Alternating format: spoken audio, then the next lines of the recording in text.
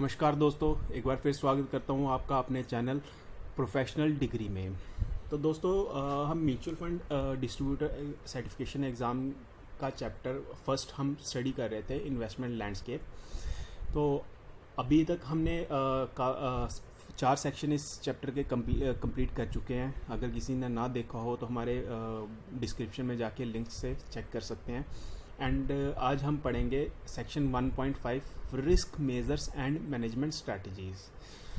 तो दोस्तों स्टार्ट करने से पहले आप लोगों से रिक्वेस्ट करना चाहूँगा कि अगर किसी ने अभी तक हमारे चैनल को सब्सक्राइब नहीं करा है तो प्लीज़ कर लीजिएगा, और हमारे वीडियो अगर आपको अच्छा लगे तो लाइक करिएगा एंड शेयर ज़रूर करिएगा। तो स्टार्ट करते हैं आज का हम ये सेक्शन।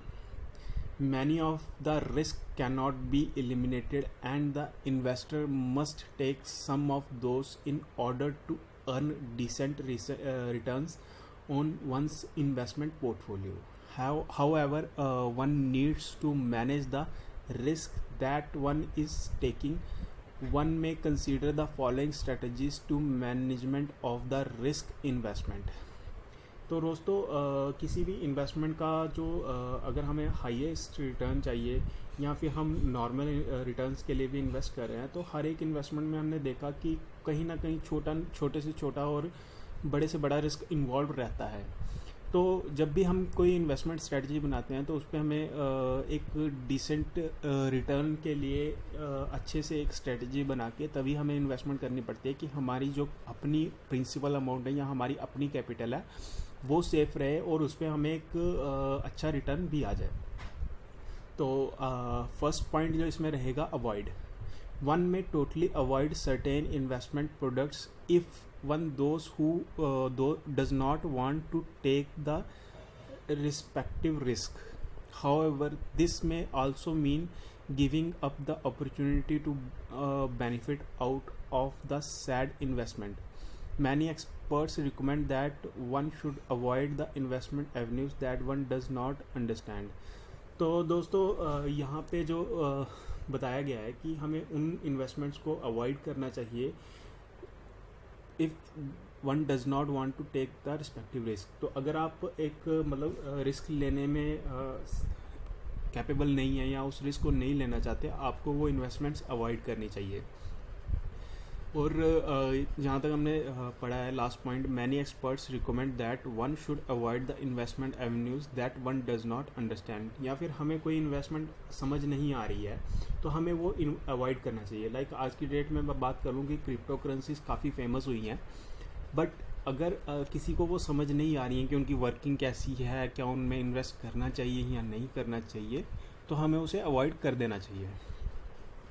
तो सेकंड पॉइंट जो रहेगा, take a position to benefit some event और development.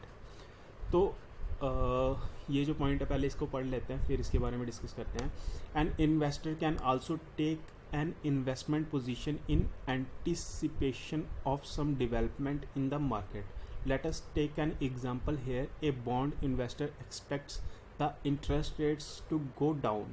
In such a case, one may sell the short maturity bonds and invest in long maturity bonds. If the interest rate moves down, the investor judgment would be rewarded handsomely.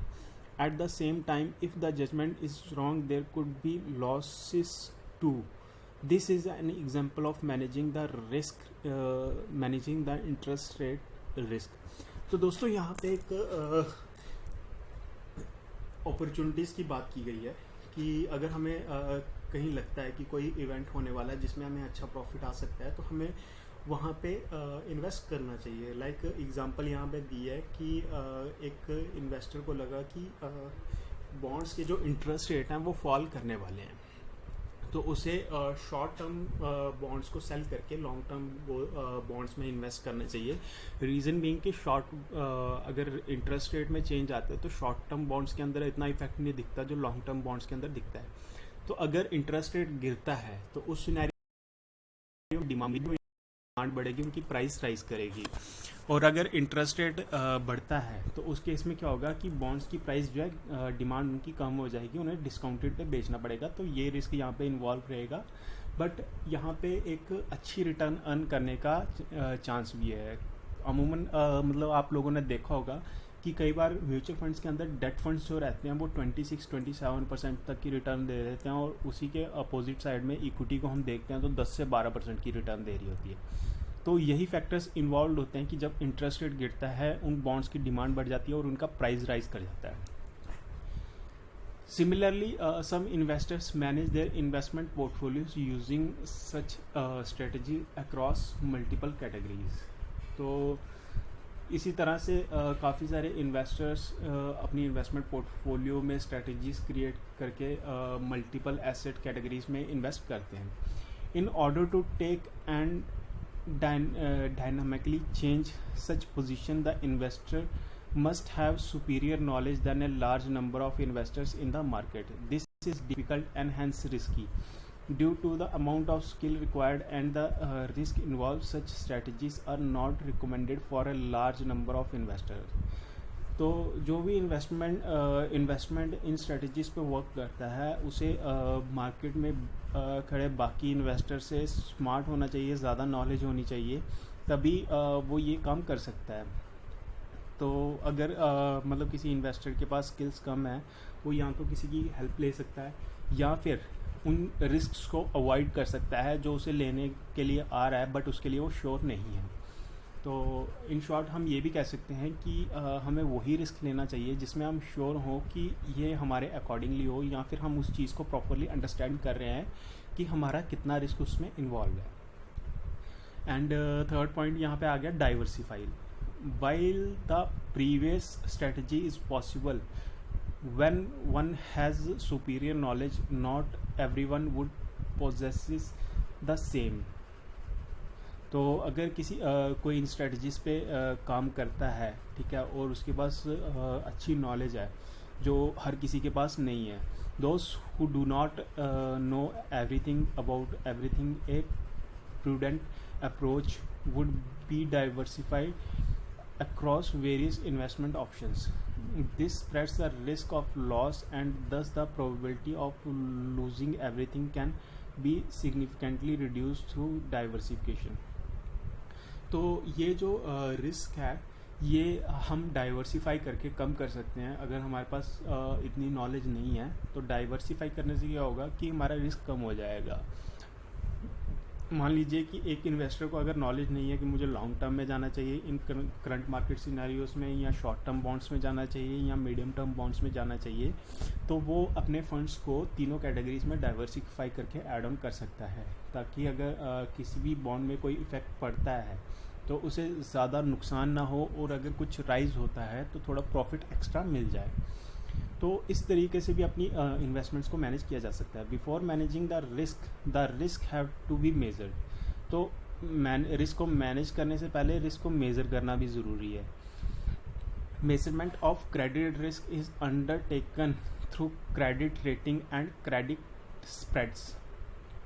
तो credit risk की जो measurements हैं वो credit rating और credit spreads के through रहता है। तो क्रेडिट रेटिंग्स जो हैं ये आपको क्रेडिट रेटिंग एजेंसीज़ के थ्रू मिलती हैं, जहाँ जो कंपनी की हेल्थ के बारे में स्टडी करती हैं, या फिर अगर आप अपने लेवल पे कंपनी की बैलेंस शीट्स वगैरह खुद चेक करके ये देख सकते हैं, तो आप खुद भी ये स्टडीज़ कर सकते हैं। Risk related to volatility in prices, primarily the fluctuation that happen in investment returns is measured through variance, standard deviation, beta, modified duration, which will discuss in chapter 10।